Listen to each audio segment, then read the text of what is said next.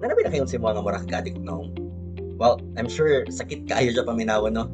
Now, I want you to watch until the end because I'll be explaining to you kung unsa na ba'y tawag sa mga tao nga nag-adik-adik ug unsa ba'y relationship ani sa discrimination. Alright, by the way, my name is Dr. Junes. I'm a nurse by profession and a rehab practitioner by specialty. And for today's discussion, very interesting kayo siya, no? Kaya at least ma-figure out na nato kung unsa ba'y appropriate nga term sa aning mga recovery drug dependence nato. But before we move forward, again, another disclaimer na tanan nato istoryahan diri is for educational and information purposes only and is not intended to replace any actual or complicated scenarios. Okay, now let's go back to the question. Unsa ba'y dapat itawag sa mga drug addicts? Now, in the modern times, sa mga panahon karon, naanay ginatawag nato nung shift towards a more compassionate and more person first language, more of appropriate na ang approach aning ginatawag nato nga terminology in terms of drug addiction. And especially those people no nga nag-undergo og rehabilitation. Now, instead of the term drug addicts, we actually carry a what we call a stigma, no? Kaya na discriminate nato sila, and this is the reason why we are pointing it to different terms. Now, there are 5 terms that we could, or 6 terms that we could actually consider sa kaning ginatawag na itong recovering drug dependence. Number 1 is we usually just call them a person with substance use disorder. Okay, so kana siyang number 1. Number 2 is we mainly call them individual experiencing drug dependence. Okay, and then number 3, we call them a person in recovery. And then we also have like individuals with a history of substance misuse.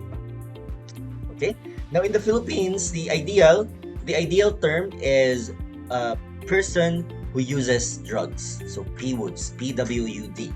So person who uses drugs.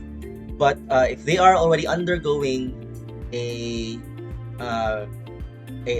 inpatient rehabilitation program, we just mainly or basically just call them residents. All right, because they just stay at home. Now, these actually focus on the persons first, and it avoids no kanang ma-define bitaw nga naadjud sila problem sa ilahang behavior or naa sila problem sa ilahang addiction. And kung gamiton mo guni siya klase nga language, this one here can actually aim to reduce the stigma, the discrimination, and of course ma-promote nato no ang ginatawag nga more empathetic approach to addiction as a medical issue rather than a kanang moral failing or a failure, no? Kay syempre, especially these times, daghan na kayo tag changes, no, nga would fit betterly kung unsay dapat nato itawag sa aning mga person nga naay issue with drugs. Wait, so sorry. I had to cut you there. Anyway, do you happen to know anyone who's having issues with suicidal thoughts, depression, negativity, or just the bad side of everything? If yes, then I have 3 points for you. Number 1, just be a listener.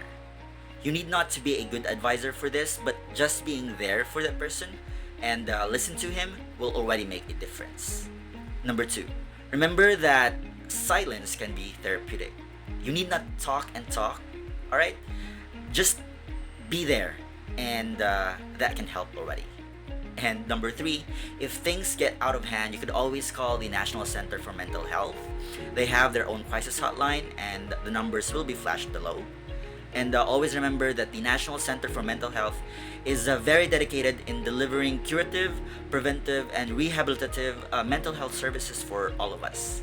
And always remember that mental health is everything. Okay? And if you want me to talk more about this, please do not forget to click on the subscribe button for this channel. And now, let's go back to the video. Now, this one is related to RA 9165, which is the Comprehensive Dangerous Drugs Act of 2002, because clearly in Section 55, kung imo na siyang lantawon ang balaod nato, in Section 55, which refers to the status of a drug dependent who voluntarily submits to confinement, treatment, and rehabilitation. So, kani siya nga balaod rin no, na-address niya ang discrimination against individuals, syempre who uses drugs, and particularly katong mga ga-undergo na o rehabilitation treatment. And this section also ensures no nga ang mga individuals who especially voluntarily submits themselves for treatment and rehabilitation kay dili na sila ma-subject for discrimination or stigma. And the specifics to this is number 1 is that once rehabilitated and certified by the treatment center, the individual shall not be held criminally liable for the prior drug use. So in short, pwede jud nga kumbaga sa layman's term, malimpyuhan ang iyang ngalan in terms of the drug history.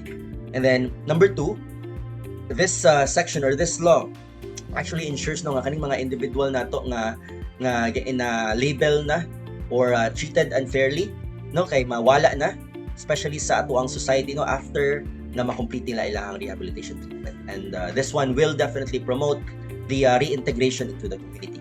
So, syempre, the intent no kung atong sumatutalon jud, ang intent na jud ani nga section is to encourage people to submit or seek professional help without like the fear of judgment or legal consequences or like being discriminated or being able to feel down tungod kina sa history of drug addiction. And this one here will definitely foster a supportive community and an environment for recovery that will definitely help them realize na dili na jud sila magpadayon og issue. So hopefully you guys learned something for today on how we call people who uses drugs.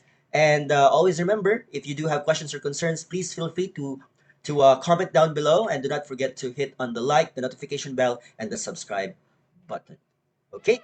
And also, always remember, sulay-sulay o gugma, ayaw lang jud sulay o yoga. Maluray kasi magpagalit mo.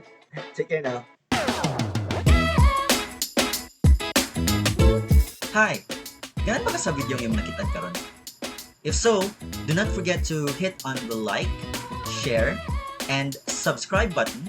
And of course, apila na lang po ang notification bell para at least ma-inspire ko nga magpadayon og buhat sa mga ing-ani nga klase nga videos.